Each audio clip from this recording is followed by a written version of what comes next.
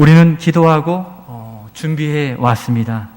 오늘부터 코로나19의 제한과 제약을 넘어서고자 우리가 준비한 오후 3부 예배에 이르기까지 우리 교회 공동체 안에서 온전한 주일 성수와 또 교회 생활의 참 기쁨을 회복하고자 하고 있습니다. 바로 그 중심에 우리가 두어야 할 것이 오늘 말씀의 제목과 같은데, 우리 말씀의 제목을 한번 같이 읽겠습니다. 시작. 우리가 교회입니다. 한 번 더 읽겠습니다. 우리가 교회입니다.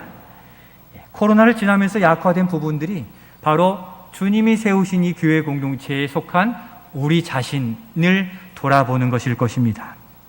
그런데 주님은 오늘 우리가 교회인 것을 말씀해 주시는데, 여러분, 교회가 무엇입니까? 이렇게도 설명하는데, 제가 이 교회에 관한 퀴즈를 하나 화면을 통해 드리겠습니다. CH 괄호 밑줄이 있고 CH가 있어요. 교회가 영어로 저 단어인데 그 중간에 들어가는 단어가 무엇입니까? You are 이렇게 들어가죠. 넘겨주셔야죠. 예. You are. 영어로 읽으면 you are가 돼요. You are. 넘겨주시죠. 이렇게 읽으면 you are 위에 괄호 넣으면 넘겨주셔서 더 넘겨주시고요. 예, 넘겨주세요. 한 번 더. 이게 you are church가 돼요. 그렇죠? CH 사이에 you are가 중간에 들어있어서 영어권에서는 저런 식으로 교회에 관하여 이걸 해석하면 뭐가 됩니까? 한 번 더 넘겨주시고 다시 넘겨주세요. 예, 넘겨주시면 한번 같이 읽겠습니다. 시작. 당신, 여러분이 교회입니다. 이렇게 단어로서 교회론을 설명하는데, 이렇게 우리가 교회인 것을 성경은 우리에게 말씀해 주고 계십니다. 바로 우리 스스로 교회인 것을 알고 신앙생활하는 것이 너무도 중요하기 때문인데, 여기서 우리의 삶의 이유와 목적, 소망이 발견되어지고 또 일어설 수 있기 때문입니다. 주의 깊게 듣고 정립하기 위해서 이렇게 유인물을 삽지해 드렸는데, 우리가 교회입니다 넘겨주시면 요 안에 설교의 내용 중에 여러분들이 괄호 넣기를 할 수가 있어요. 그래서 여러분들이 교회가 무엇인지를 정립해 가실 수 있도록 말씀을 들으시면서 쓰셔도 좋고, 점심시간 그 사이에 이 오후 3부 예배 사이에 기록하셔서 이렇게 더 정립해 가시고 우리의 고백을 써 보시면 되겠습니다.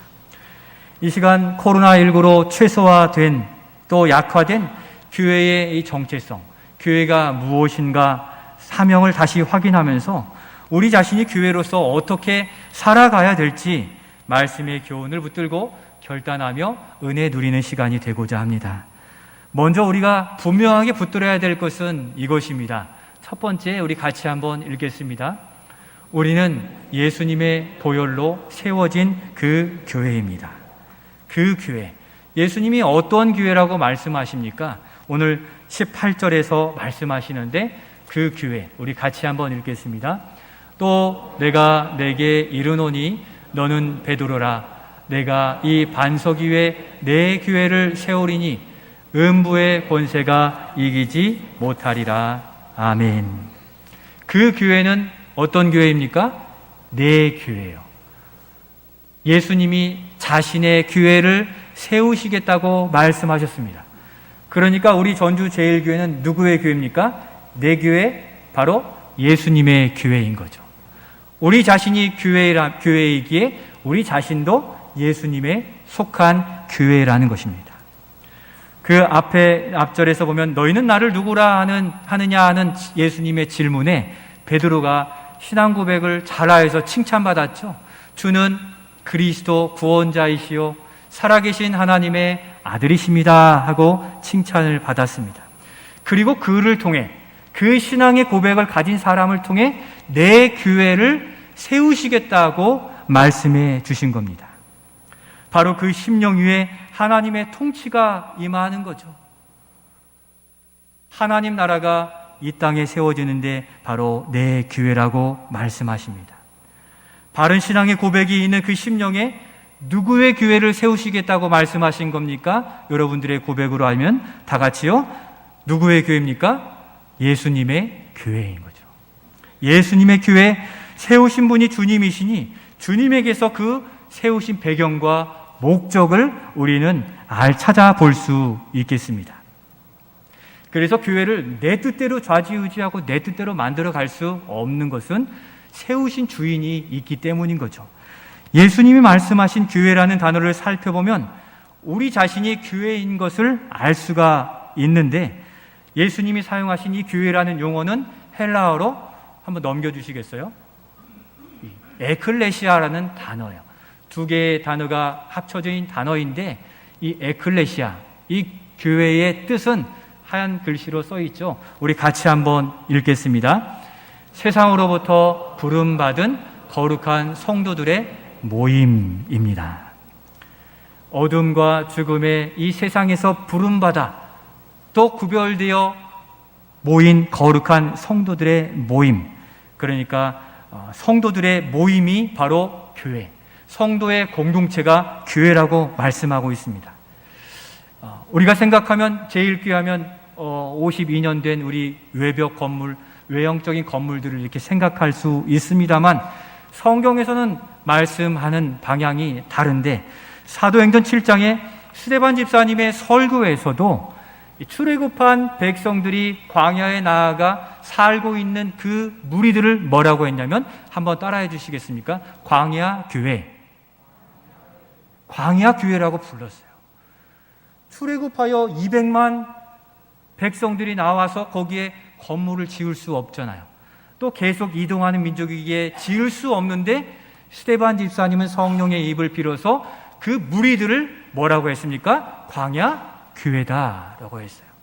그러니까 교회는 어떤 건물이 아니라 이렇게 그리스도를 나의 구주로 고백하는, 하나님을 나의 하나님으로 고백하는 성도들의 모임을 바로 교회다라고 말씀하고 있는 겁니다. 게다가 예수님의 이름의 뜻을 확인하면 더 분명해지는데, 예수님께서 우리를 교회로 삼기 위해 어떤 희생을 치르셨는지, 그리고 성도인 우리가 얼마나 복받은 사람인지를 확인해 볼 수 있는데, 여러분, 예수님 우리가 부르짖는데 예수님의 이름의 뜻이 뭐죠? 교회에 대한 설명을 더 분명히 해주는데, 예수님 한번 넘겨주시고 우리 같이 한번 예수님의 이름의 뜻, 마태복음 1장에 기록되어 있는 그 뜻을 같이 읽겠습니다. 시작. 이는 그가 자기 백성을 그들의 죄에서 구원할 자이심이니라 하니라. 아멘. 예수님께서 사망과 죽음의 죄 중에서 자기 자신을 죄값으로 내어 치루어 주시고 그 보혈로 우리를 씻어 주시고 우리를 구원해 내 주셨다는 겁니다. 이 어두운 세상 속에 절망과 죽음으로 치달을 우리들을 자신을 내어 주시고 예수 보혈로 우리를 씻어 구원해 건져내 주셔서 바로 우리가 하나님의 백성이요 하나님의 자녀가 되게 해 주셨다는 겁니다. 사망과 죽음에서 살아나셨기에 우리는 이 주일, 복된 주일에 살아있는 주님을 만나고자 예배하고 있고, 우리도 그 영혼이 다시 살아서 살아있는 하나님의 백성으로 오늘 존재하고 하나님의 자녀가 된 은혜를 누리는 백성으로 여기 있는 것입니다. 이 세상은 여전히 어디를 향해 달려가고 있습니까? 죽음을 향해 달려가고 있잖아요. 마지막 멸망의 때를 향해서 끝없이 달려가고 있습니다.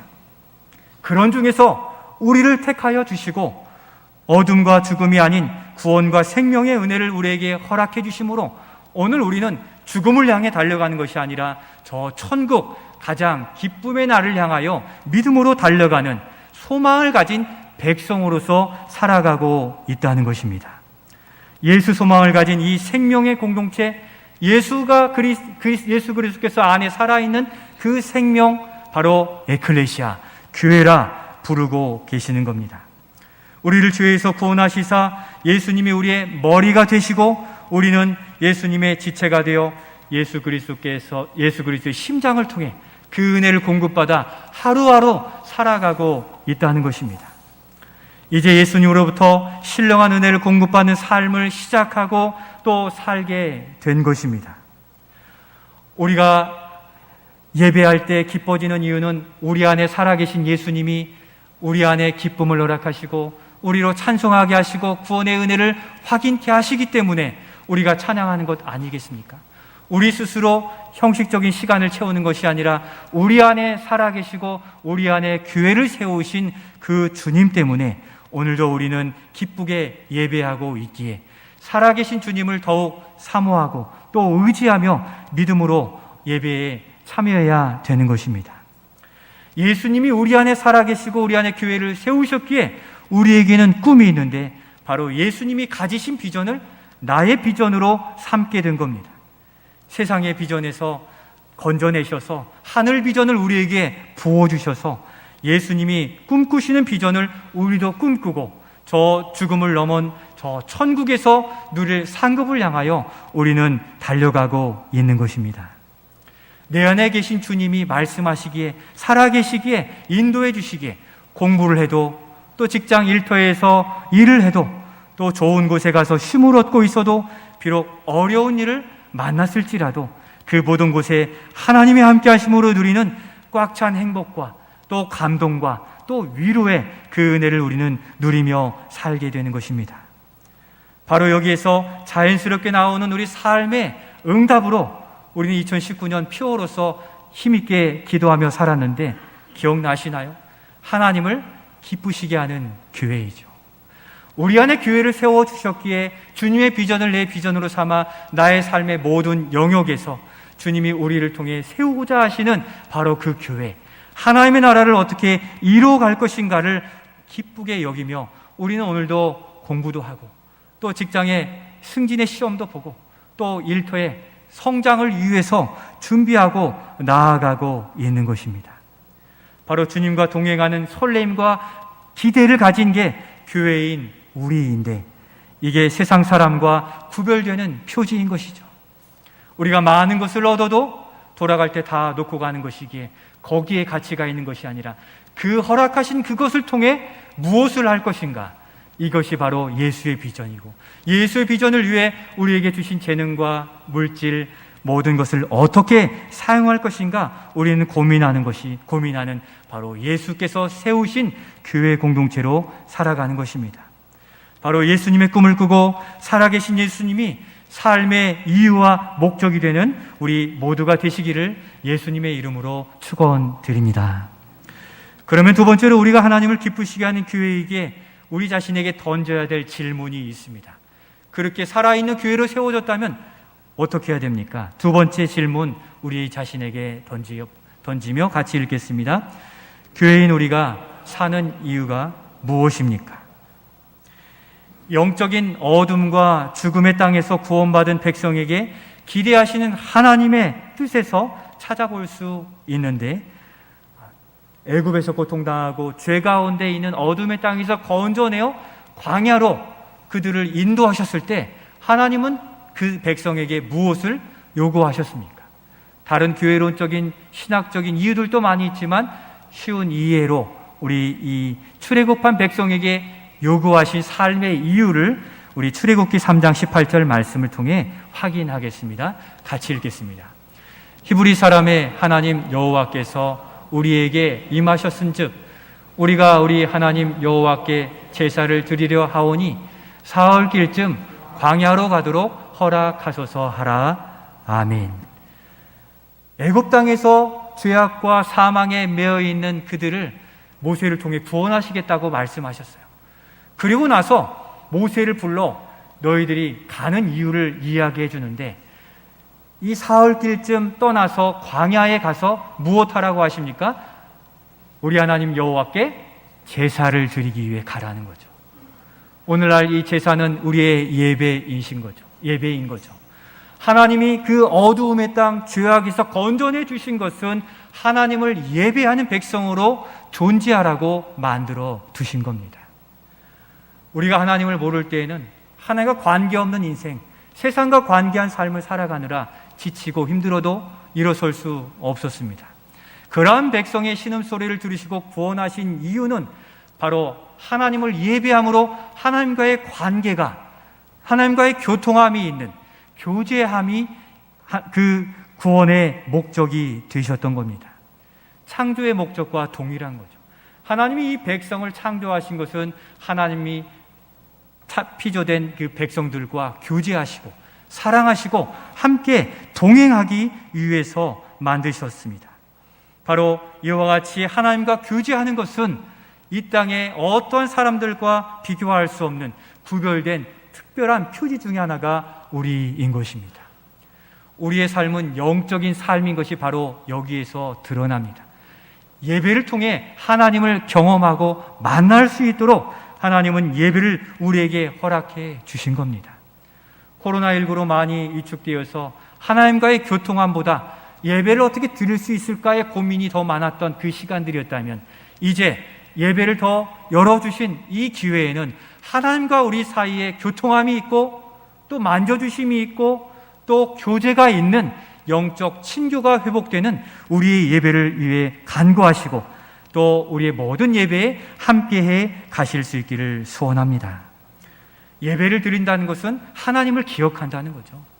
우리가 여기와 예배 드리는 것은 서로 무엇을 만나기 위한 것이 아니라 하나님이 우리를 구원해 주시고 여전히 우리의 삶을 이끌어 가시는 하나님을 기억하고 믿습니다 하는 믿음의 고백으로 우리는 예배하고 있는 것입니다. 이전에는 세상의 것으로 내 삶을 어떻게 꾸려갈까 고민했다면, 이제는 하나님이 우리의 삶을 꾸려가시는 일들에 예배를 통해 신뢰와 확신을 보내면서 우리의 두려웠던 마음들이 더 굳게 세워지는 귀한 은혜를 누리게 하는 것이 바로 예배입니다. 예배 가운데 우리의 믿음은 점점 굳게 세워지고 하나님에 대한 신뢰는 쌓여져 가게 될 것입니다. 한 주 한 주의 믿음의 고백이 우리의 삶의 담대함을 이루게 되는데, 여기 있는 우리가 한 달, 두 달만 예배드리지 않고 우리의 목적을 따라 살아가게 되면 하나님에서 떨어지기는 금방 쉽고 하나님과 다시 만나기는 너무 어려운 것인데, 그래서 하나님은 이렇게 매주일 교회 공동체를 통해 하나님을 만나고 기억하도록 예배를 통해 우리를 불러주신 것입니다. 그러면 놀랍게도 우리의 계산적인 기쁨이 아니라 성령께서 부어주시는 무한한 기쁨이 솟구쳐 영적인 응답이 고백과 삶을 통해 나타나지게 되는데, 예배를 온전히 드렸을 때 나타나는 그 놀라운 은혜, 그 응답이 바로 치유의 역사 되겠죠. 또 우리에게 공급해 주시고 또 위로해 주시고 또 회복해 주시는 역사가 우리의 예배 가운데 하나님의 응답과 또 역사하심으로 드러나게 되는 것이기에, 우리가 하나님께 드리는 일들 앞에 사람을 만나는 것이 아니라 영이신 하나님을 만나는 일들을 잘 준비하고 예배하는 우리가 될 수 있기를 소원합니다. 우리 안에 살아계신 주님이 교회를 지으신 그 교회가 살아있는 생명의 공동체로 지은 그 영혼은 어떠한 심령이 됩니까? 제가 얼마 전 어느 성도로부터 이러한 귀한 고백을 들었습니다. 그분이 이렇게 고백하세요. 하나님의 은혜를 생각하면 제가 받은 은혜가 너무 많아서 제가 무엇으로 이렇게 갚아드려야 될지, 무엇을 드려야 될지 늘 고민하는 게 제 행복입니다. 제가 부자가 아니라 작은 것이라 할지라도 주님께 드리고 싶은 마음이 굴뚝같이 생긴다는 겁니다. 지금까지 인도해 주신 하나님의 은혜를 기억하면 너무 감사합니다, 이런 고백을 하시죠. 살아계신 하나님이 그 안에 계시지 않는다면 있을 수 없는 고백과 또 마음인 것입니다. 예배의 은혜가 삶으로 나타나고 그 은혜가 다시 예배로 이어지는 겁니다.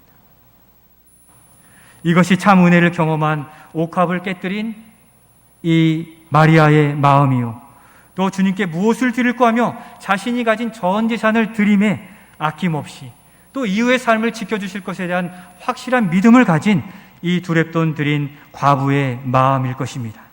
이들의 믿음과 드림이 매우 귀합니다. 왜 이들의 믿음과 드림이 귀합니까? 옥합이 비싸서입니까? 두렙돈이 귀한 것이기 때문입니까? 그런 것이 아니고, 그 두렙돈이든 1년 농사지은 옥합의 가치이든 바로 그 마음을 주신 예수 그리스도께서 그 안에 살아 계시기 때문에 귀한 믿음인 줄로 믿습니다. 우리 교회에도 여러 헌물들이 그 하나님의 은혜 주시는 마음을 따라 드리게 된 거잖아요.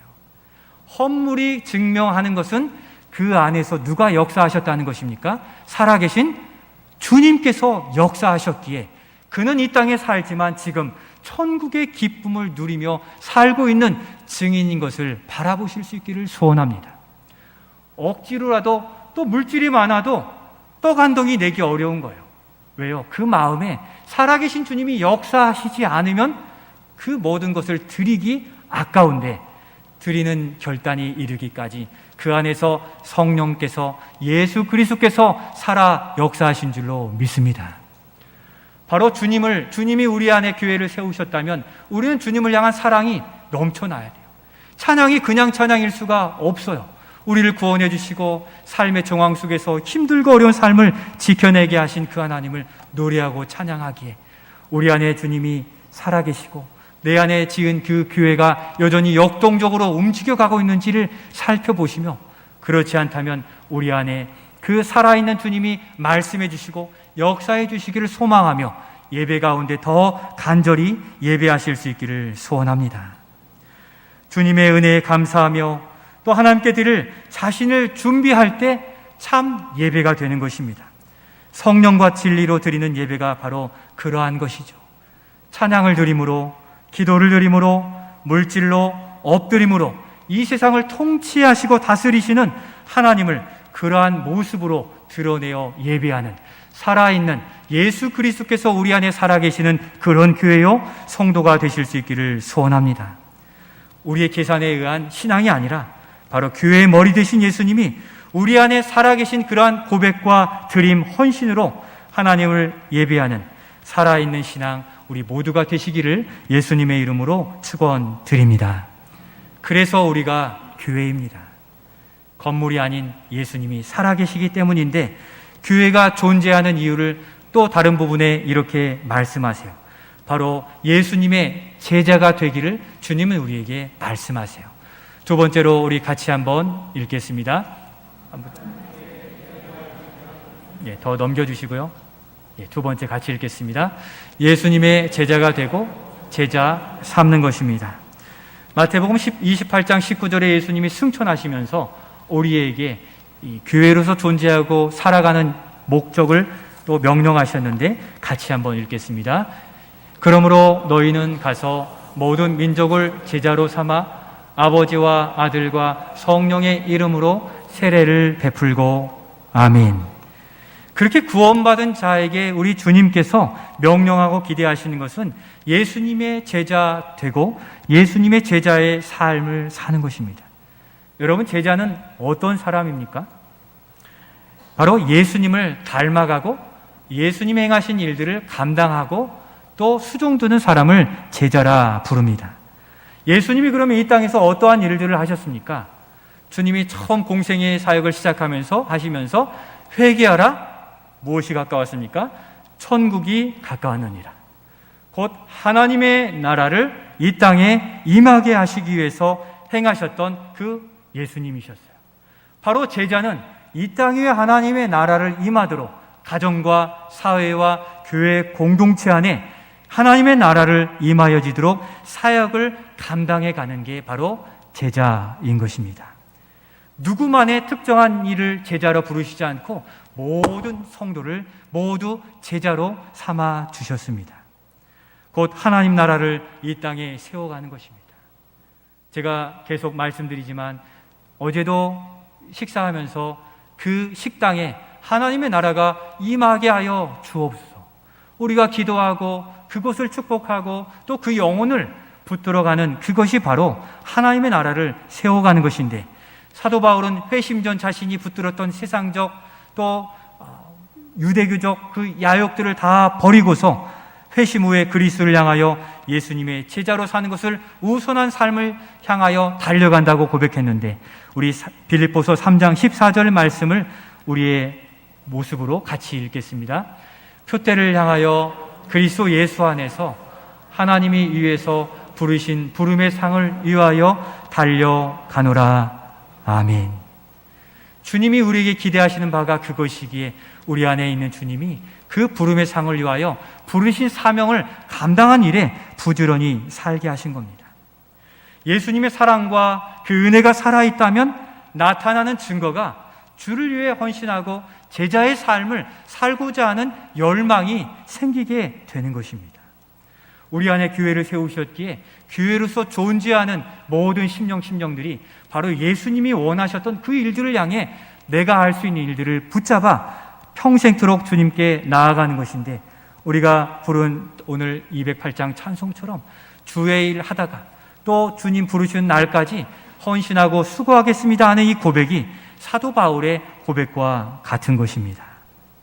주님이 하셨던 사역들을 내가 하고 싶은 겁니다. 복음서를 읽으며 역사서를 읽으며 하나님께 쓰임받았던 그 주인공이 바로 내 자신이 되기를 소망하며 하루하루 바라보는 것입니다. 그래서 우리 교회의 맨 뒤편에 있는 생명의 공동체 교회를 세우는 우리의 고백에 우리가 평생토록 아침마다 일어나 내가 하나님의 백성이요 또 그리스도의 제자인 것을 늘 기억하도록 우리는 이 비전 선언문, 우리의 고백을 만들어 가고자 하는 것입니다. 우리 안에 그런 주님의 제자로서의 사역에 열정과 헌신이 일어나고 있고 살아 있습니까? 과거에 했던 그러한 열정적인 사역들에 지금 많이 식어졌다 할지라도 내가 이것을 필요로 주님이 하신다 하는 것을 인지하고 거기에 손을 얹는 열정, 그것은 우리 안에 누가 살아계신 증거입니까? 예수님이 살아계신 증거입니다. 내 안에 주님이 저 구석에 계시다면 이제는 주님이 우리의 스피커가 되셔서 우리로 말씀하게 하시기를 소원합니다. 얼마 전 우리 교회 성도님 중에 한 분과 이야기하는데 그런 열정이 넘쳐요.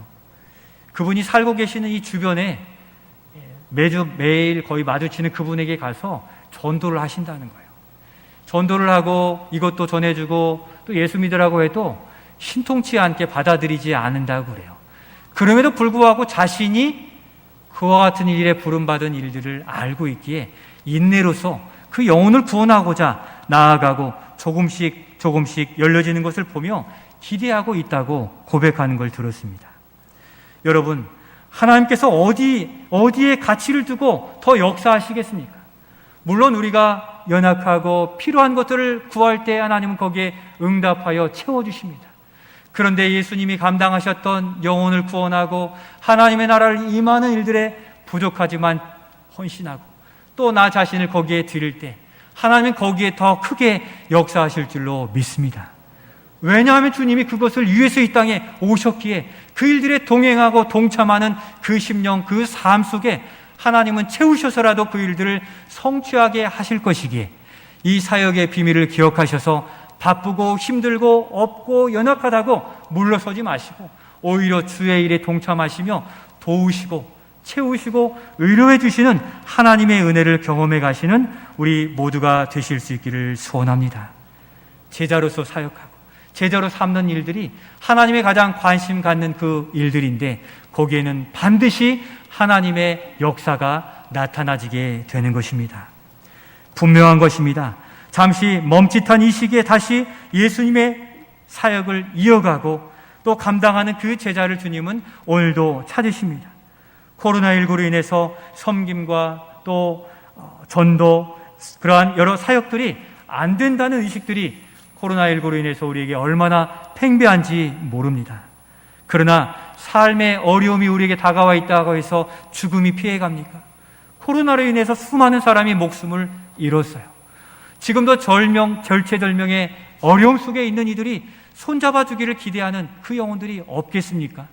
이제 열어주신 이 믿음의 일들과 사역들 안에 우리가 그 손길이 되어 주님의 제자로서 또 제자된 교회로서 온전히 세워져 가고 나아가시기를 소원합니다. 코로나가 물러가고 우리 교회가 더 새롭게 한 걸음 전진하는 이때 우리도 이 복음의 열정을 허락해 주시기를 바라며 우리 안에 살아계신 주님이 나를 통치하시고 또 이끄시어서 가장 합당한 길로 나아간 일들에 관심을 가지고 기도해야 되는 것입니다. 우린 요즘 어디에 관심을 가지고 또 우선순위를 두고 사십니까? 전도 외에도 우리 주님이 관심 가지시는 여러 사역들이 많이 있습니다. 연약한 자들을 위로하고 돌보시고 또 가르치시고 또 나아가 전도하고 선교하는 이 사역, 우리 교회의 5대 비전에 대하여서 몇 주 동안 계속 살피며 우리의 인생 비전을 다시 새롭게 하고 교회로서 살아갈 이유를 확인하고자 하는 것입니다. 바로 삽지해드린 이 양식을 통해서 여러분들이 그동안 조금 놓았던 우리의 교회관, 또 사명관, 이러한 부분들을 더욱 세워가서 우리가 교회로서 하나님이 기대하시는 바로 그 사람으로 세워져 가는 일들에 힘을 다해 우리 교회 공동체가 주님을 향한 사역의 열매를 거두어 갈 수 있기를 소원합니다. 사랑하는 성도 여러분, 우리는 매우 특별한 사람들입니다. 세상으로부터 구별된 성도요, 또 교회입니다. 이 땅을 사는 분명한 이유가 있는 성도들이기에 코로나19로 약화된 우리 신앙의 고삐를 더 동여매고 믿음으로 살아가야 됩니다. 우리가 교회입니다를 날마다 고백하며 하나님을 예배하고 예수의 제자 공동체로 세워져 가기를 예수님의 이름으로 축원드립니다.